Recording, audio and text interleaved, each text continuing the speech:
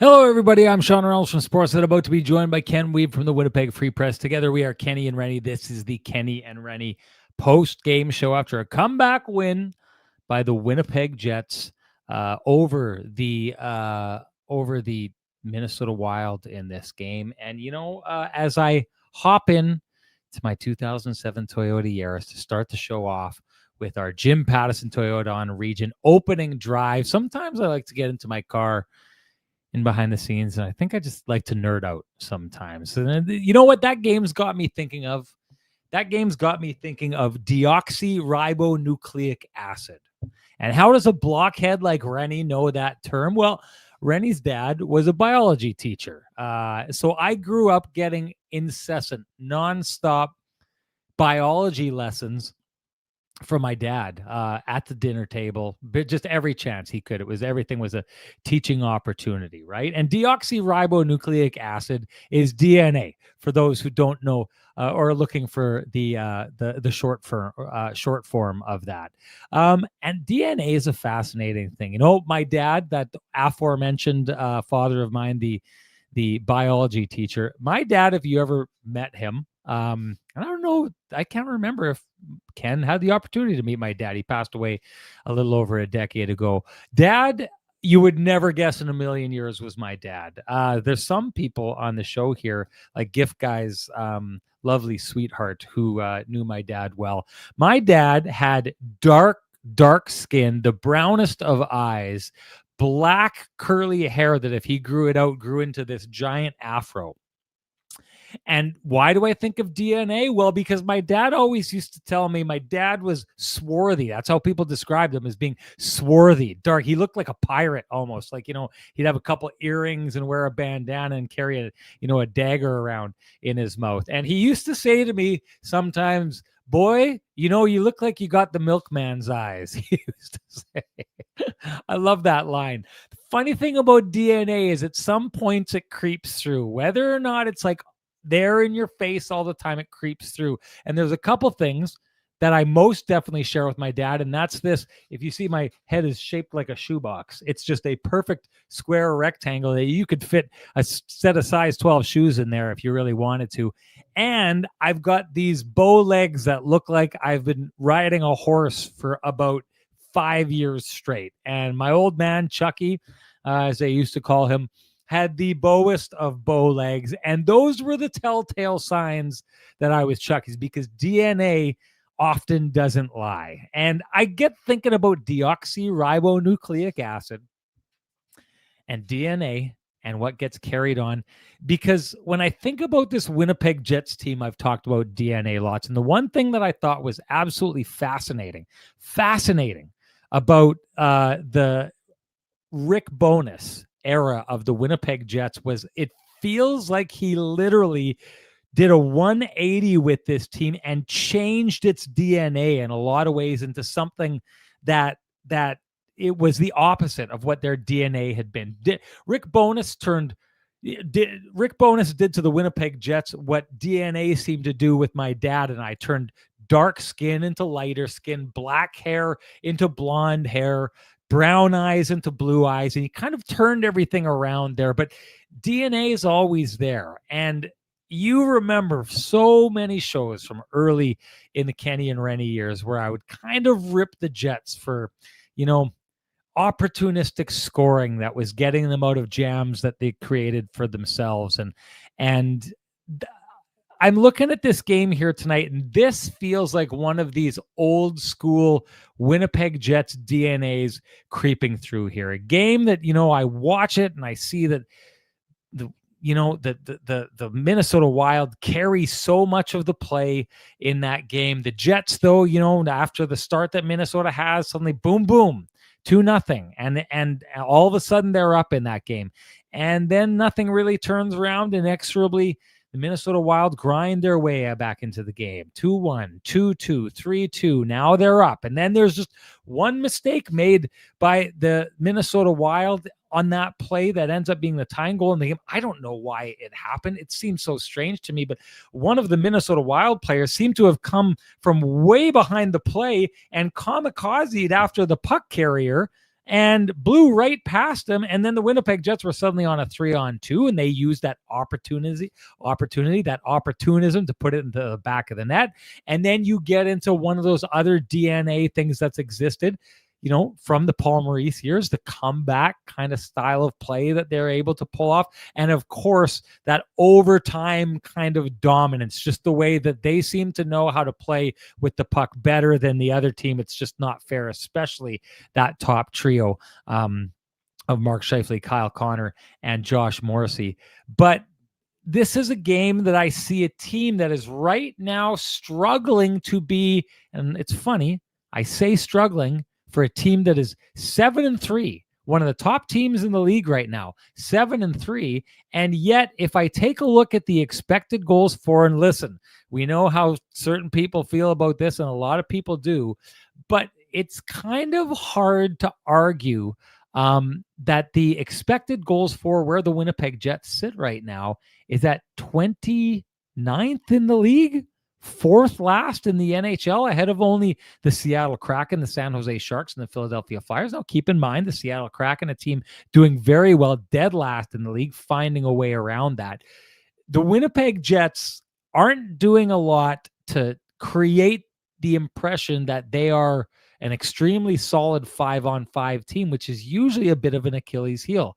It's a massive Achilles heel for a team.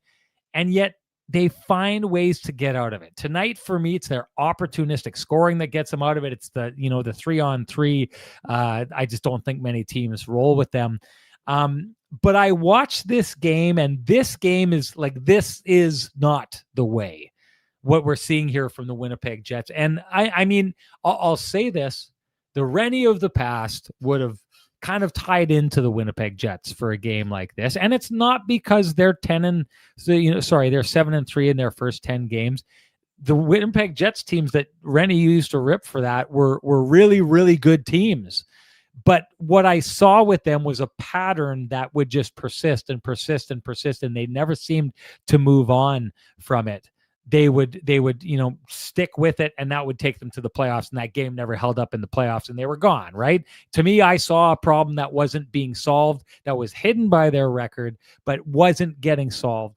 The reason I would suggest I'm not ripping this, because there's some people out there who are wanting this to be, I got Ryan Wakshinski sends me a message and says, hope you'll tear this team a new one in your opening drive tonight. Wake up, guys, he says. I don't know that I'd say I ripped them. I haven't necessarily been overly complimentary, I would suggest. The Winnipeg Jets, I see, are a team that has slightly let their standards fall.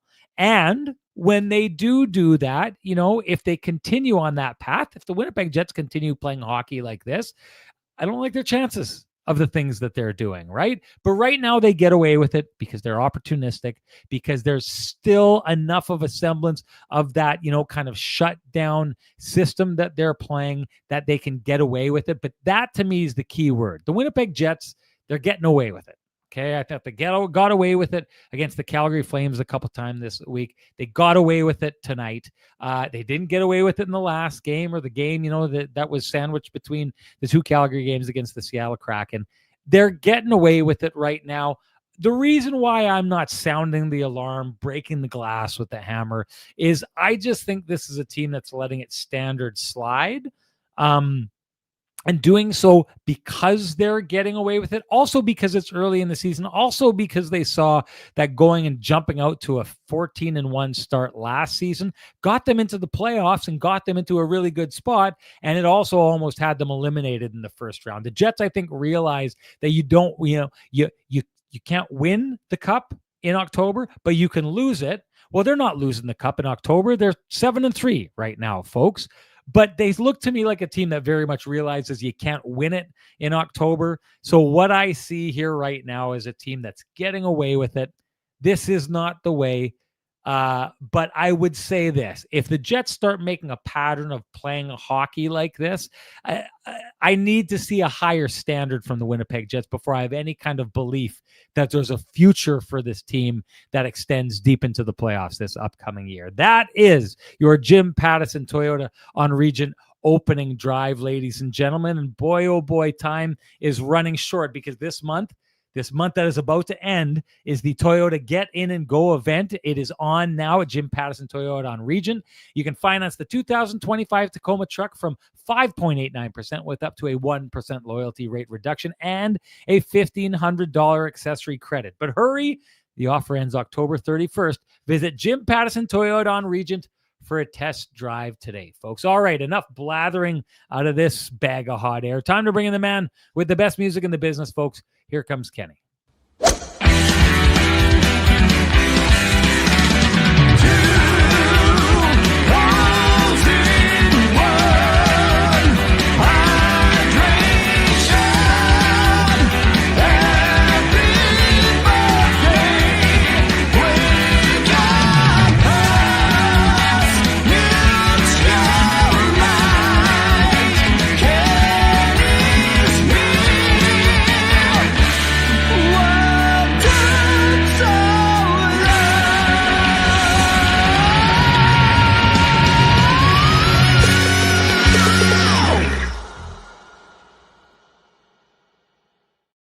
There's the guy who's able to look in two separate directions at the same time. If you ever seen someone do that, that's Ken Wiebe, who can watch a hockey game and a baseball game at the same time with the best of them. Ready probably to come home and pack up and head to Toronto for Game 6 of the World Series, because the Jays have made it at least a 6-game series here, which means Ken's going to go check it out for Game 6 there. Other than that, though, I know this guy was zeroed in on the hockey game because he was sending me notes, sending me things going on. He's seeing things like he always sees them. Ken, why don't you let the audience in on some of the things that you saw tonight?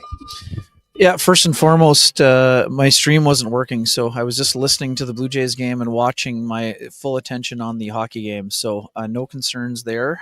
It was an interesting one, right? So this is the formula we've been witnessing. We knew the Jets were challenged to be much better. They have a very good first period, and then I wouldn't say they went to sleep in the second, but they just weren't crisp. And sure, there was a couple of Plinko events in there, Sean, for sure. You're not going to see Connor Hellebuyck kick a puck into his own net very frequently this season. You're not going to see a guy shoot it over the glass, have it go off the dasher, somehow land in the crease, and then go in off the left pad.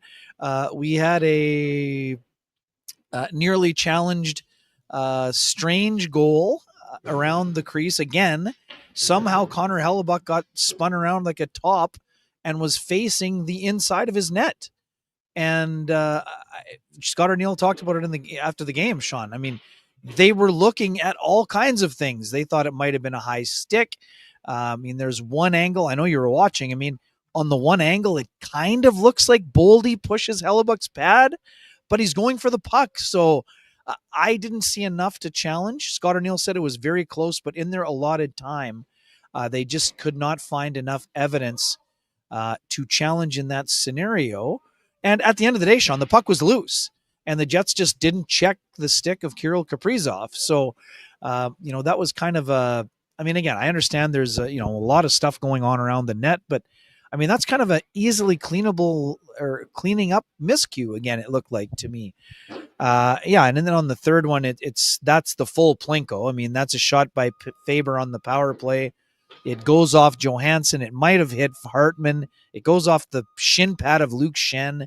And this time it was Schenn who was spun around and facing the net instead of having those skates facing north. So the three that they gave up were very strange. But at the same time, the shots were so one-sided in the second period again. So the Jets just can't have that. A little bit too much sleepwalking in the second periods. Now, again, you have to also give credit where credit is due. The Jets didn't let the bad period sink them.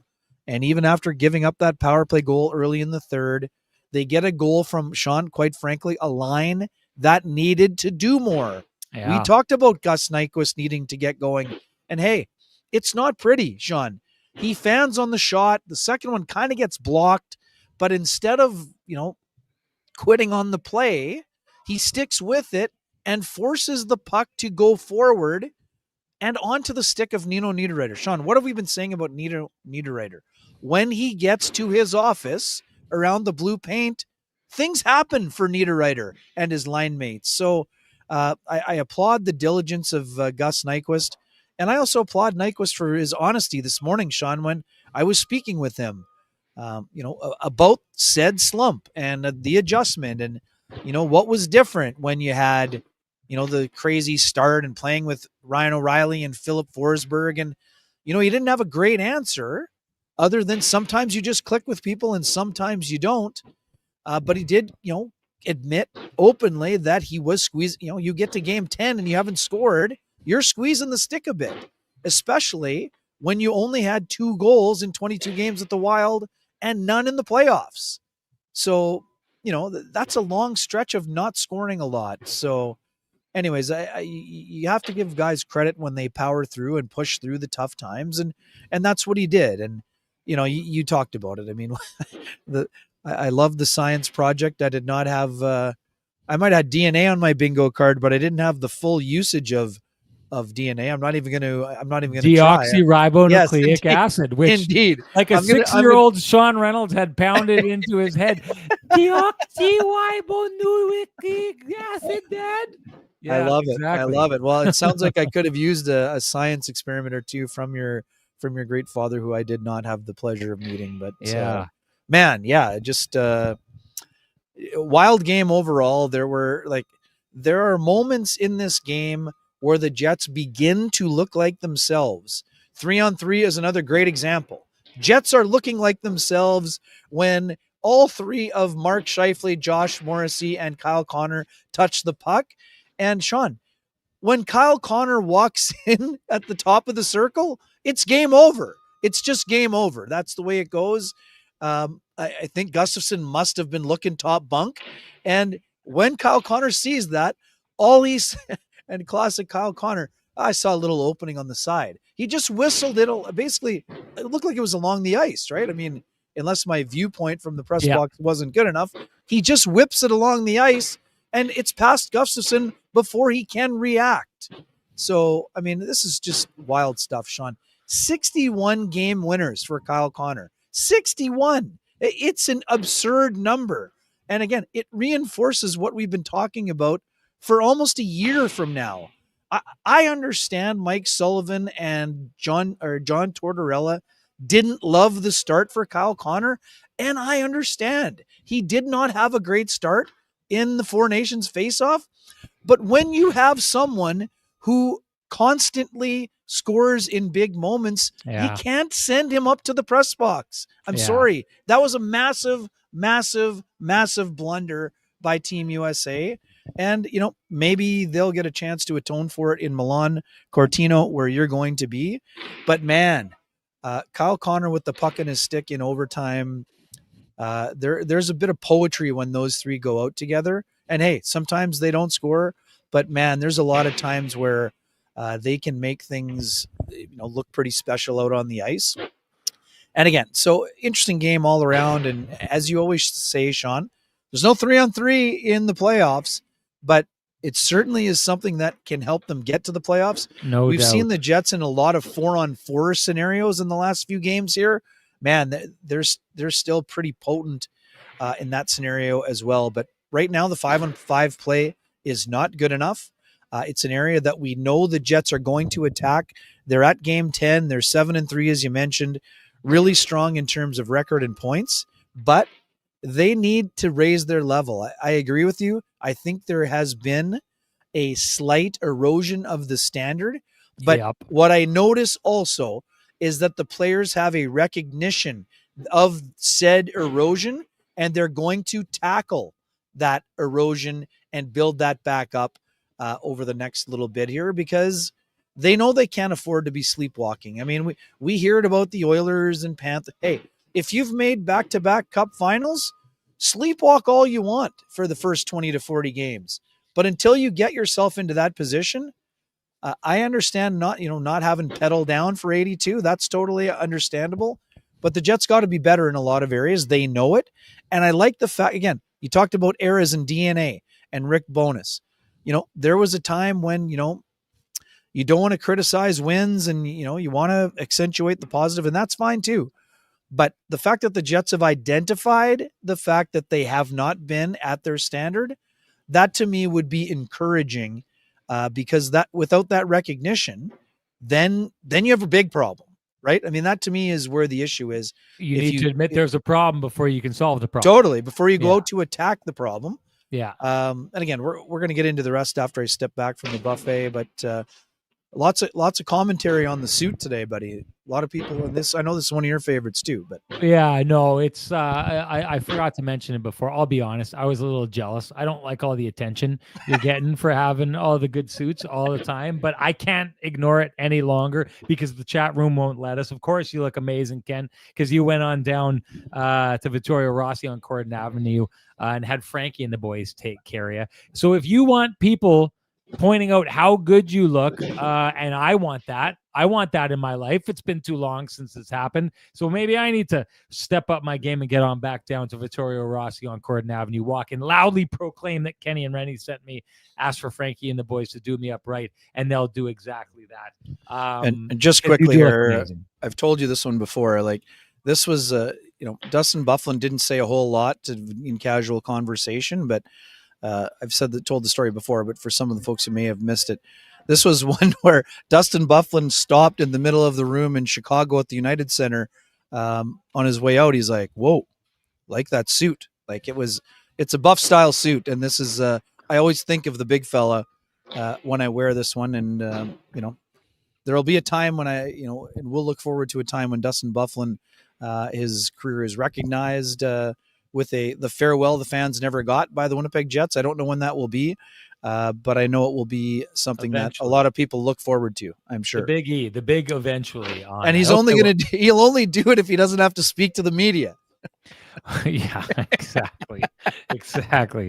I'm going to do something I've never done before, and I'm just going to pass it over. I'm going to give Ryan Wakshinski, because he came in and asked for it. He wants, like you'd said, the Jets admitting there's an erosion of the standard. So Ryan Wakshinski walks in and gives the wake up, guys. So he's triggered it. He's triggered it on this night. It's not a 5-alarm bell wake up call, but it's like, guys, the standard's slipping. Time to wake up on this. And that means, of course, it's time to give North End Rick the Pristine Roofing wake up call at 204-981-6289. He's the guy you want down at your place for all your roofing, side, and exterior needs. You can also call Pristine Roofing directly at 204-237-7663. Give Pristine Roofing, or give your home the Pristine Roofing and Siding wake-up call. You will be happy that you did. Ken, I think I'm going to give North End Rick the Pristine Roofing wake-up call tomorrow to go for a cup of coffee. I think we got it all set up and ready to go here. I want to say this. I'm in an interesting spot, because I'm looking at the Jets right now, and there's a great comment that's made here. Just maybe, I haven't decided yet, but just maybe our Flame and Comfort hot take, the good kind of hot take for the Jets this year. But Darth Skater says, well, don't teams find moments to chill in the season? And I'll be honest, Ken, I wouldn't have a problem with this. Again, this is a team with a 700 win percentage so far in their first 10 games of the season. Right now, they're getting it done where it needs to be done, and they're getting it done with what looks like a far less solid effort than they had last season. Now, remember, Rennie's analysis is always that the Winnipeg Jets are in mid-season form at the beginning of the year, and they catch a lot of teams sleeping and they get way out ahead. Well, I think what is happening here is the Winnipeg Jets have found a way to, it's not rest on their laurels. It's like they've found the ways, the cheat codes to get into games. And this is where I get a little iffy on that, Ken, because this was a team that lived off of the cheat codes back in the day and would lean on those things that you knew weren't going to win down the stretch. But here's where I think the difference lies, right? Back then, the Jets seemed oblivious to the idea that how they were winning games and how that lack of compete, yet pulling games out of the fire, was not a strategy for success. They seemed oblivious to it. In fact, you'd get these comments like, we know we're good and stuff like that, like this arrogance of we don't even need to try and we beat these teams, right?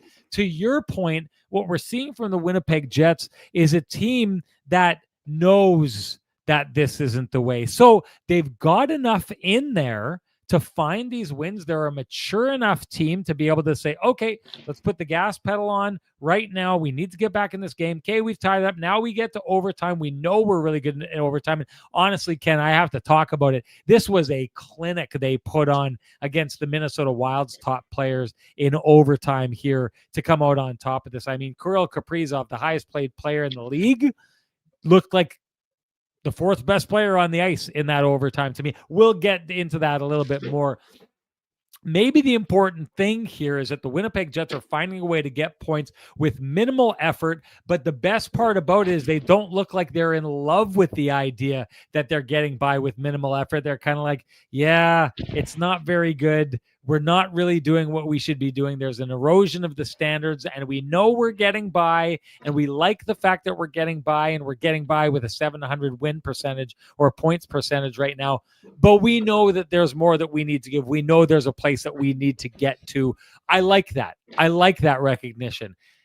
One thing, though, that I think is actually going to steal the Flame and Comfort hot take away from Darth Skater here is this comment from Dom Zappia. Okay. And I'm going to be honest about something here before we bring this up. If you could, I'm just going to take this down off the screen here. Rennie's never had a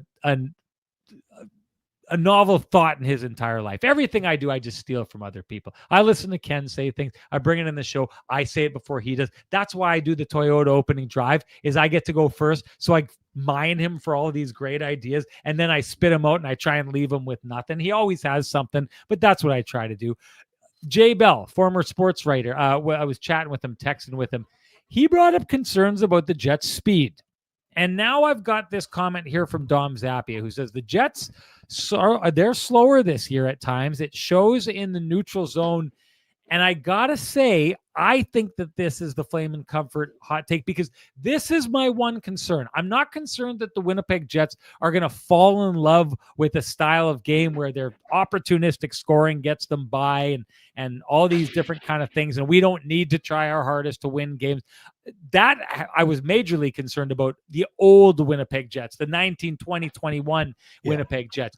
My concern right now is, there's this team. They get it. Their standard's not there. They know they've got another level to get to.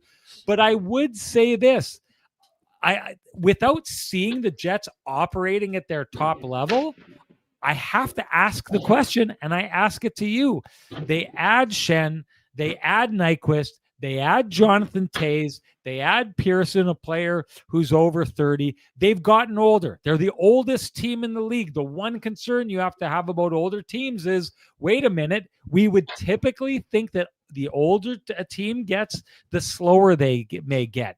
Right now, because I haven't seen the Winnipeg Jets operating at the top level that they usually do out of the gate, my concern is, until they get to showing us what their maximum capability is, what I am seeing is a team that is not the speed demon, cram it down your throat team that we've come to get used to over the last couple of years, where they would use guys like Axel Jonsson-Fjallby and guys like that, Nick Ehlers, to get down your throat. Kupari. Kupari, all these kind of speed demons. That element has been moved out in place of, wiser, older, more cerebral players. But I need to see what the Winnipeg Jets look like operating at top capacity to answer the question, is this team fast enough now that things have changed? Because without seeing them operating in fifth gear, I don't know what that top speed looks like. Yeah, I mean, it's a fair question. And the thing is, we're not going to know that answer until, the games get to Thanksgiving, and then the games get to the Olympic break. And, then it's another level after the trade deadline, right? So, again, this is going to be my long-winded way of saying I think the Jets will be looking to add speed before the deadline. Whether that's on the back or up front in the middle six, that remains to be seen. I think Scott Arniel has been pretty vehement in saying, that experience can also help the Jets play faster. Doesn't mean they're faster straight line skating. That obviously is not the case. They're not as fast as last year, given the departures we've mentioned, including Mason Appleton. who is also, was a very good skater. Tip of the spear. on Tip that of the line. spear, leading the vanguard. So, right. So, yeah, I mean, right now they're not playing as fast. That's obvious. But I also, Sean, there's a part of me that wonders if part of that is those players we've been talking about forever, about the adjustment. And that adjustment, is the light bulb going on in game 7, 8, 9, 10 for the Cole Koepkes, who has brought speed and a little bit more weight to the fourth line. Great Parker Ford tonight is a guy who plays with speed, not Rasmus Kapari's speed, but his hockey sense and intelligence is probably a little bit higher than Kapari's. Even though his feet aren't quite as fast, he's still an energetic player who's probably a better forechecker and more physical, right? So there's other things at play here. Again, obviously, Ehlers being replaced by Gus Nyquist, that's a deterioration of speed. We know that. When Pearson's on the third line, he's obviously slower than Appleton was. I mean, that we know that. But the flip side of that is that the Jets weren't a heavy enough team in those playoff series when they were fast enough. So I think that the Jets are trying to find that line. And what we also know is that, if the Jets see that as a deficiency, they will attack that deficiency prior to the trade deadline. What they're going to acquire remains to be seen. But, as Kevin Cheveldayoff joked when you asked him to rate his offseason, soon we'll be asking him about the trade deadline. We're not asking him openly, but on October 28th, we're already wondering if some additional speed will be required. Now, in a perfect world, that speed also includes size to play a heavy game that's required in March, April, May, June. But yeah, I mean, it's a fair question. And quite frankly, it's a question the Jets will be asking themselves. But again, the other part of this too, I mean, yes, they haven't played all of the tough teams, but and again, I think we have to include the Kraken. The Kraken are an improved team, Sean. Yep. They play a fast and heavy game. Jets played them. Yes, they lost, but I don't. Yes, they're a lot of non-playoff teams. This was not one of them, but again, it's hard to find the balance. I mean, the Wild are below the playoff line, but they were a playoff team last year. Mm-hmm. The Islanders, a non-playoff team, but since the Jets beat them, the Islanders look like a totally different team. Mm-hmm. All of a sudden, they're scoring a ton of goals, and there's nights where they look like a playoff team. So I just don't think that we should get overly enamored about schedule. We know, Sean, we've talked about this a long time, and Andre Turney even brought this up with Kevin Sawyer and I the other day. I mean, you and I use the term fool's gold in that first 20 games. We've seen tons of fool's gold teams in the first 20 games. Buffalo Sabres have been over the playoff line. Phoenix was over the playoff line like into January, the 1 year at Mullet. And then all of a sudden they absolutely fell off a cliff. So much like we don't think the Jets have reached their game, there's other teams that are going to tail off and not play, and they're going to see their own standard start to erode. And just one quick thing when we're talking about standard, the one issue, Sean, and again, I don't think the Jets are sleepwalking for 60. I just think that they've been taking too much time of periods off at various points. There's been lots of 40-minute efforts for the Jets. Some may be approaching 45, but they haven't been close enough to 60. And my only concern at this stage is we've talked so much, Sean, about we know when the games matter the most. What the Jets did such a great job of in the last 2 years was lightening the load for Connor Hellebuyck. Right now, the load is too heavy. The erosion is with the structure. To me, it's not with the effort. It's with the structure. He's facing too many high danger chances, and that is what tires out Connor Hellebuyck. It's not the 67 starts. It's how hard he has to work in the games where, like today, where's the number? I had it pulled up here before. It's another day where the high dangers are just too high in the game, Sean. Let's go to the numbers here. Sorry, I should have had this in advance. 5-on-5 today. The Wild had 17 high danger chances and an expected goals of 3.96. So it's another game where Hellebuyck is too busy. And again, yes, there's a plinko, there's a crazy kick, there's a mad scramble, but he is the reason the Jets won this game. Of course, we know those other things had to happen, but if Hellebuyck's not sharp, the Jets lose this game. And Sean, he started 8 of 10 games. Eric Comrie's had 2 strong starts. If you're getting Eric Comrie to 25-ish, he's got to play more. And the more back-to-backs are coming, I get it. But the Jets have been, taxing Hellebuyck too often. And what we've been talking about is if Hellebuyck is going to be fresher down the stretch. Right now, that erosion of standard, especially with the structure, is causing Hellebuyck to work too hard on a lot of nights, and Comrie to work hard in his 2 starts.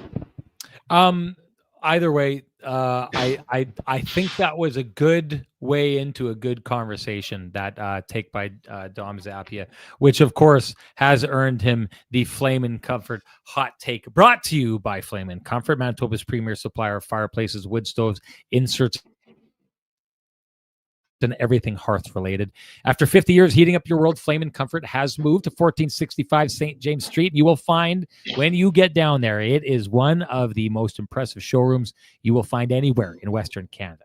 You don't need your hot takes to keep that warm feeling inside. Visit Flame and Comfort. They will take care of it for you. Okay, here's an interesting one. Tree G says this: don't want bad habits creeping in. Now, I'm always a massive believer in this. The idea of, like how you play, you let those things come around, and then all of a sudden you spend that time trying to root it out. Bad habits are like a sickness. They grow and they grow and they grow. And then it takes some time to kind of root those things out. Now, I would wonder about this, though, because I'm playing with this idea in my head, Ken, of this. Are the Winnipeg Jets a team that we're seeing their standards slip from last year? Ken is jumping out of the show and then jumping back in here. Look at that. Okay. Oh, look at that. There's 2 of them. It's double. My nightmare coming true here. Oh my goodness. Ken just wreaking havoc with me. Sorry about that. I'm playing with this bad idea. Internet in here today. Sorry, bad internet. It's not no even my worries. fault. I'm playing with this idea of the Jets. Are they this team whose standard is slipping? And that's what we're seeing. And that maybe they're not as speedy and fast as last year. And maybe because of that, they can't play that system that they've played as effectively as they have in the past, where guys right out of the gate, when, the Jets decided to make this change and play differently, they went and they got the Kaparis and the AJFs and those kind of players, the Mason Appletons, that either all became so important in those systems because it's pressure, pressure, pressure. The Jets definitely are not pressuring the puck like they have in years past, but you got to kind of feed into the idea of, okay, is this team, just like we saw from Edmonton last year for 2 straight years, who really didn't, play to the top of their capabilities, just like we kind of saw from Florida, just like we've seen from a lot of the really great teams that understand, like I said about the Colorado Avalanche last year, when I was told by Devon Tays that we're not really going to know what we have in this room or start rounding into form until Christmas time. I mean, that's a calm team that had been to the playoffs before, that had won a Stanley Cup, that realized it's not about where you are right now, it's about what you build towards, right? And I wonder about the idea of Tree G says don't want bad habits creeping in. I agree with that assessment. But you also get these other teams. The Edmonton Oilers are a perfect example of playing bad hockey for a long time, rounding it into form, making it to the playoffs, and then peaking when it matters the most. How do you think the Winnipeg Jets are positioned with the likes of adding a Gustav Nyquist, Pearson, who's been there before, a Jonathan Tays, some of these more established players, Luke Shen, he comes in there as well. How much do you think they're positioned to be that team that's listen, we don't overly need to worry about bad habits because we're so smart. We know what good hockey is and we know what it's not. And we know how to round into form and eliminate those things and keep that little bit of sickness from becoming a disease. Yeah, I don't see it becoming a disease, this season or even in the next block of games, to be honest. I think, Scott O'Neill mentioned it in the post game when I asked him about the block, and, he spent a lot of time around Randy Carlyle and Alain Vigneault, and a 7-3 record is a great record, but there's still a lot of things they want to chip away at. Kyle Connor asked him about it as well. He said they're very much working on playing to their identity. They're not. We know this is not a finished product. So I think the personnel is fine. I think they're still going to need to upgrade the personnel. I think that's pretty fair. And they look to upgrade the personnel every year if they can. But yeah, having guys that have been there will be helpful. But again, I just think that it's just not, they're not clamping down enough. Like, to me, it's these errors. I mean, today, Neil Pionk, again, it's unlucky, the turnover, but that turnover can happen in a playoff series, right? In a playoff series where one play can make the difference.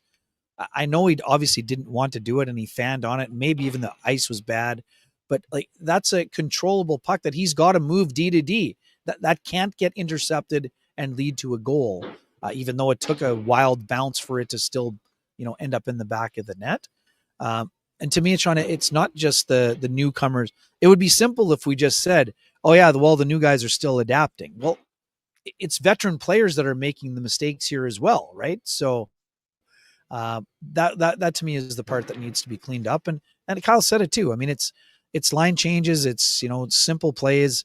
We hate talking about cliches, but like, pucks in deep is a thing. It's been a problem for the Jets. Puck management is something they've cleaned up so much since Scott O'Neill arrived with Rick Bowness, but it's been a little loosey-goosey on that front in the first 10 games. Now, again, this is not cause for 5-alarm fire concern. It's been identified, and the Jets will work on it from there. But yeah, I don't have a concern, about guys like Pearson or, even Nyquist. I think that Nyquist is a guy that, is reliant on confidence. So today, Gus Nyquist is going to feel more part of it. Again, it wasn't a perfect pass over or whatever, but he battled through, made a play, got the puck to the net on an important goal. Like, this isn't a solo homer when you're trailing 11-1, Sean. It's an important goal that gets the Jets 1 point. It assures them of at least one, and then their skilled players took care of the rest. So I just think it's a matter of a little bit more, clicking. And again, this is not on the excuse meter, because Sean, I'll preface this by saying, people worrying or, writing off the Minnesota Wild. Matt Zuccarello is an important player for the Wild, and especially for Kirill Kaprizov. It is his runner. Like, we're talking about Perfetti and the Jets' second line not really knowing what they're going to look like because they haven't had Cole Perfetti yet in the first 10 games. Well, Matt Zuccarello hasn't played in the first 11 for the Minnesota Wild, and he's an established player. Matt Zuccarello is a better first-line player than Marcus Johansson. I like Johansson as a player, but he's a middle six player who's forced to play on the top line right now because Zuccarello's not there. So yeah, other teams are dealing with injuries too, but I think we're talking about structure and defense. Two of the Jets' most cognizant defensive players are Adam Lowry and Dylan Sandberg. So no doubt, we're looking for reasons. I'm not talking about excuses for the erosion, but it's definitely part of the reason the Jets aren't being as sound defensively. And Neil Pionk's part of that. We have lots of evidence that he's a better player when Dylan Sandberg is beside him. That's not only Dylan Sandberg. It's just he's playing a more confident game. Logan Stanley's playing well right now for the Winnipeg Jets, and not just because he had 2 assists today. But Neil Pionk has another level that he needs to find as he goes along. Yeah. I agree with that. If we're talking about defense, maybe 2 of their most important defensive players being out in Adam Lowry and Dylan Sandberg, and not so much Dylan Sandberg, but I actually do think we don't give enough credit just because he's such a big guy, and because he had Mason Appleton on his line, who was like the guy who was in there most. But Adam Lowry plays fast. Lowry plays really fast, and what he's really good at is pushing the pace. And I think he's one of those kind of guys who can speed the game up, not the way that a Nick Ehlers did, but just the driving of pressure just creates panics, and on the opposition, they move the puck, and that's when other guys can pounce. And when guys see an opportunity to pounce, that's when they're kind of speeding up. So I think there's no doubt, there's absolutely no doubt that this team definitely has room for growth going forward, and that those 2 players are likely to bring growth. And hey, You could shoot for growth with Cambrian Wealth. Grow your wealth today to reach tomorrow's big goals. Cambrian's wealth team can assist. Invest in your future self your way. Our pals at Cambrian Wealth give straight up investing advice you can actually understand and help make you a strong financial play to get there. Book an appointment at cambrian.mb.ca. And Ken, why don't you give Sweet Lou a shout out while we're at it? You bet. For folks who have realty needs you'd like to have met, contact our main man, Lou Ferlin at Royal LePage Dynamic Realty, 204-791-9971, or at the office, 204-989-5000. His email is lou@louferlin.ca. That's LOU@LOUFURLAN.ca. Lou Ferlin, excellent realtor, excellent human being, and excellent supporter of the community, including our podcast.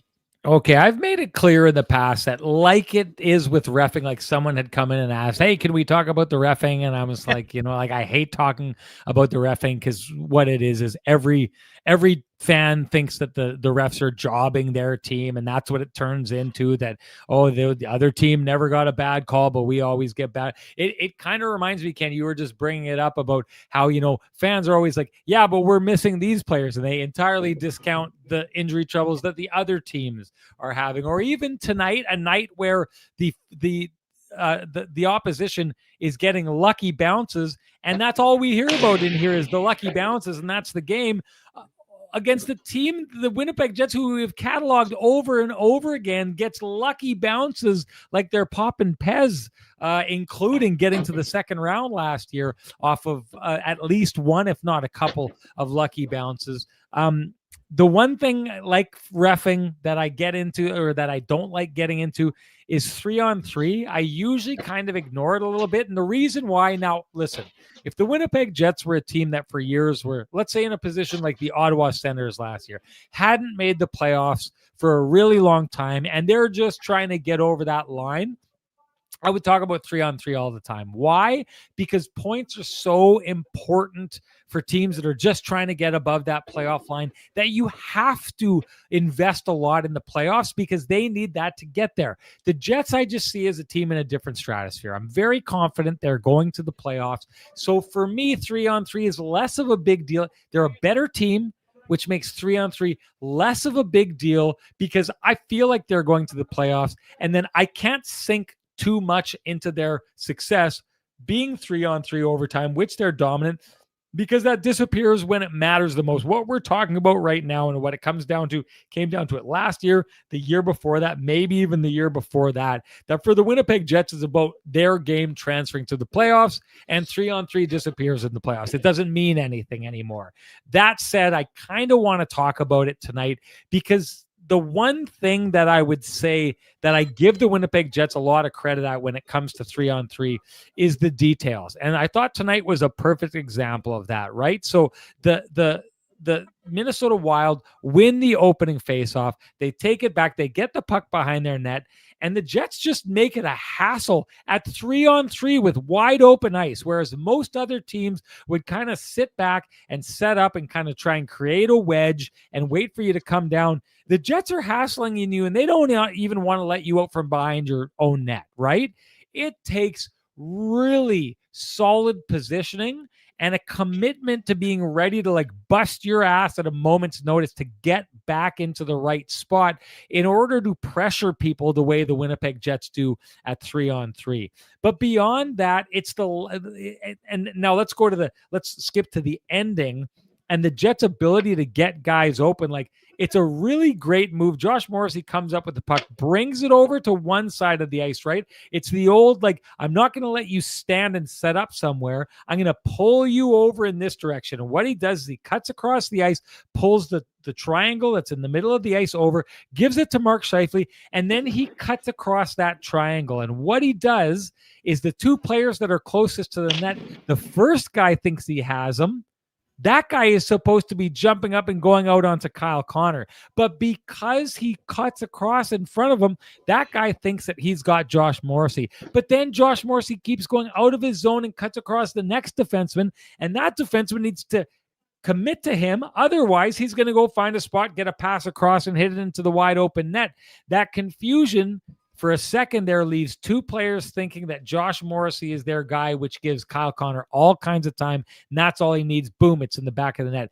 But none of this happens, Ken, if the Minnesota Wild, who have the puck on the stick of the highest paid player in the league, and the guy who's supposed to be their difference maker, and Kirill Kaprizov completely and utterly throws a hope pass up the ice that doesn't have a chance of being connected, and it's a turnover to Josh Morrissey in this situation. And I would suggest, I don't remember last year or the year before seeing the likes of the Jets' top players, the Kyle Connors, the Mark Scheifele's, the Josh Morrisseys, or even the Adam Lowry's or the Nikolai Ehlers of the world when he was here, at any time being so casual in giving up possession in overtime.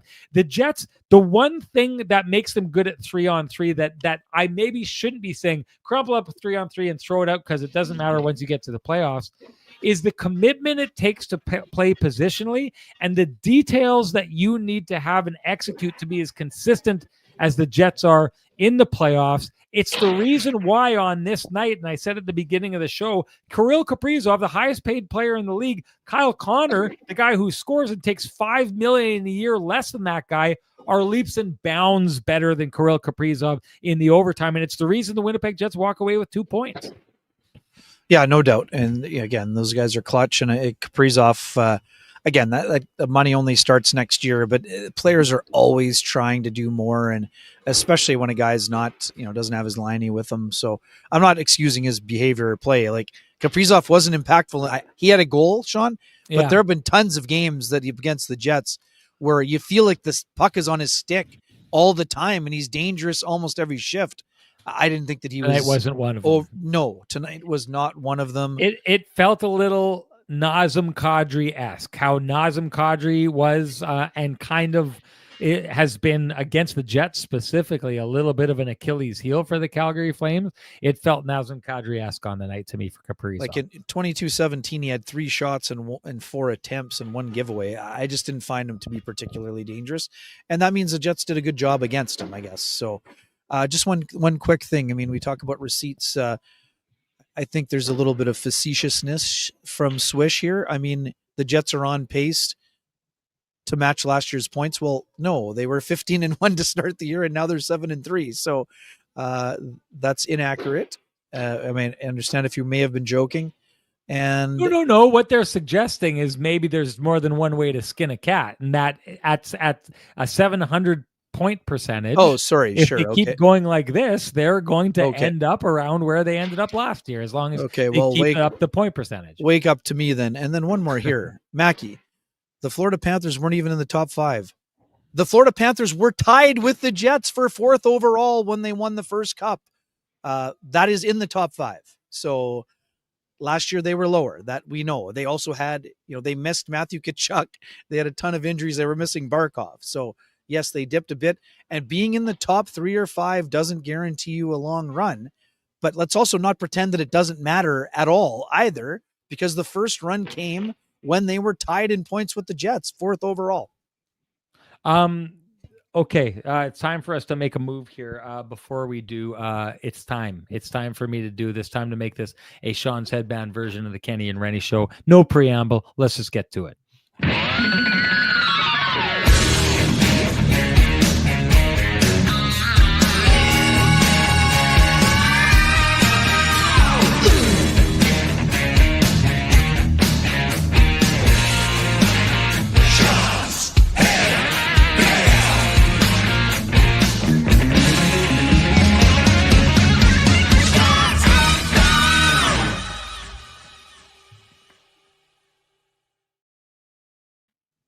Kenny, I gotta apologize to Glenn and Jonah from Myers Pharmacy for keeping them up this late. You know that they always stay up until they see the headband come out. After that, they've got permission to go to sleep, or they give themselves permission. I don't do it, but they got to get up, because you know what they do. They get up in the morning, they head on down to Myers, and they absolutely knock it out of the park when it comes to service for the people, not just of their area, but the entire city of Winnipeg, because you know that Myers delivers anywhere in the city if you need. So if you have pharmacy needs, If you have supplement needs, if you're looking at health foods, this is the place you need to look. They can come to you with everything that you need. So go check them out, folks. Ken, time to check out the Johnston Group Got You Covered player of the game. What do you got? Yeah, I know we like to go unheralded mostly with this award, but I'm sorry. I've got to go Kyle Connor. Kyle Connor had the Jets covered on a game where they blew a 2-goal lead and fell behind 3-0. And yes, they found a way to get it back. Kyle Connor's precision shooting ensured the Jets got an extra point, and I'm just going to give him the stick taps today on the Johnston Group Got You Covered. I'll go with it. I'll go with it as well. That, of course, is our Kenny and Renny OGs. The Johnston Group Got You Covered play of the game. And hey, do you run a small business in Canada? Look to Canada's #1 employee benefits plan, Chambers Plan, to give you a competitive edge. Chambers Plan is the simple, stable, smart choice for over 30,000 businesses countrywide. Visit chamberplan.ca to learn more. And Ken, I know you can't put the genie back in the bottle, but you know what? I think I'm going to give the retroactively, even after I talked about the Kenny and Renny OGs Johnston Group play of the game and agreed with you, I'm going to give it to Josh Morrissey on that play. It's that subtle thing, and you know what? I think it's emblematic of the things that make Josh Morrissey so good. He's one of these guys that just like he gets on the ice, and even if he's not touching the puck, good things keep happening for your team, and you wonder what makes that player so good. This is one of those examples. What he does to set up that game winner there, he basically confuses two players. My guess is the goaltender is probably having to pay attention to him because he, first of all, crosses him, takes his eyes, and then has to worry if the shot's coming across, and then all of a sudden, panic at the disco, Kyle Connor's got the shot in an absolutely dangerous spot, and boom, it's in the back of the net and the game's over. That goal does not happen. Like you said, hey, Kyle Connor triggers it. He's got them covered, but Kyle Connor is able to be in the position. He's a sniper in the perfect spot. And he's there because that spot is cleared out by Josh Morrissey. Okay, time for the keg save of the game. What do you got, Ken? Yeah, honestly, honorable mention to Hellebuyck rattled off the mask, but I think I'm going to go Josh Morrissey with. I think the most important save of this game is Josh Morrissey. Joel Eriksson Ek has the open net at the side. He thinks it's in, and he's at a bad angle, and he doesn't get it past the post, and I think it might have hit the post on the far side, but Morrissey prevents the backdoor tap in or rebound, whatever you want to call it. So. On a night where Hellebuyck had to be really good and had, several opportunities of his own, I think I'm giving Morrissey the keg save on the backdoor play.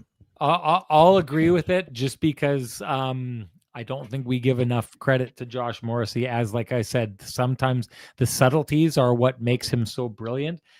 So when we can hand out awards in that direction, he's probably owed far more than we've ever been given. So that is Ken's and my hashtag the keg save of the game. It doesn't matter what we think, matters what you think. Share with us your hashtag the keg save of the game. You're automatically entered to win a $50 gift certificate usable at any of the 3 fine keg locations here in the city of Winnipeg, each location finer than the last. And our winner from our last show, that would be a Kenny and Renny mainstay in Shikster. Shikster, you know what to do. Direct message me at SN Sean Reynolds. Send me your full name. Send me an email. I'll have the fine folks at the keg send you a $50 gift certificate usable at any of the 3 fine keg locations here in the city of Winnipeg, each location finer than the last. Ken, anything you want to say before you go to the hotel, hop on that plane, and come on back?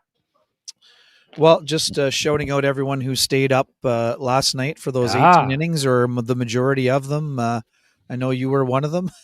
Yep. Getting the crazy texts late at night talking about everything from the managing to the decision-making to the aggressiveness on the base paths, missed opportunities, heartbreak hotel, and another example of resilience. We've talked about that word so often where it looks like the Jays, suffer this how can they ever get up off the mat type of loss. And I just say to people, I'm like,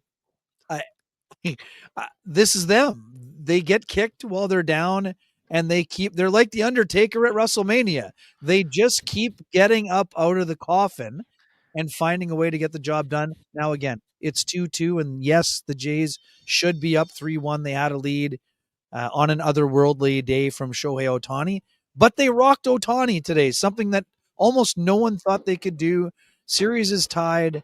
It's going to be wonderful. I cannot wait to get back to the Rogers Center. It's going to be an elimination game. Of course, I hope it's for the Blue Jays, but I just can't wait. I've been in the building 4 times. The energy in the city during a championship run is so incredible.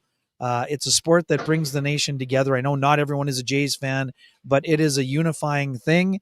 It makes me happy, and I cannot wait for first game 5 and then game 6 to be back in the building. So anyways, that's my buffet. And that's good stuff.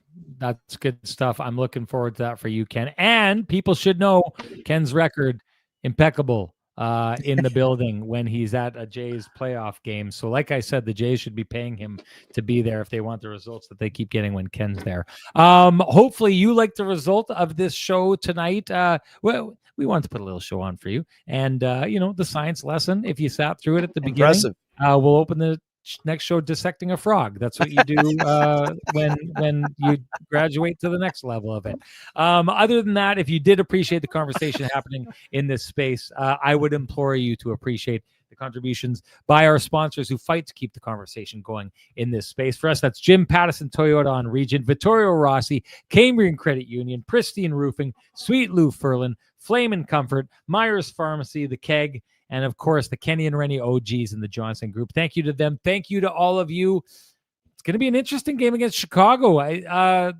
Hat trick tonight for Connor Bedard. I think Connor Bedard got sick of all of this Macklin Celebrini's better than him talk, and now all of a sudden he's up to 12 points on the season. So this surprising, plucky Chicago team, after a win tonight, if they are able to beat the Jets in their next game, they will be tied in points with the Jets, and they'll have a game in hand. I was not expecting that. I did not have that on my bingo card at this point in the season, Ken. So Spencer Knight, baby. Spencer Knight and Frank Nazar. No doubt. Oh, yeah. Yes, no doubt. Anyways, going to be an interesting one. I'm actually really looking forward to that show afterwards. Now, who knows? It could be a blowout for the Jets, and, there won't be as much to talk about. But this is starting to look like maybe the future is finally turning in Chicago. And if you are a purveyor of the things that happen in the Central Division, while the Jets are right here and right now a team of the top end variety in the Central Division, with the likes of Utah coming and Chicago coming, things are starting to get interesting, folks. We'll talk all about it after the next show. Ken's got last one on the way out. I had a great chat with Jonathan Taves this morning. Big day for him, and yes, he said there's a lot of space in the rearview mirror, but his first career NHL game against his former team, had a great chat with him, and that will be in the pages of the Winnipeg Free Press on Thursday. Go check it out, folks. Going to be great. Okay, that's it for us. Appreciate you tuning in. We'll see you next time. Bye-bye.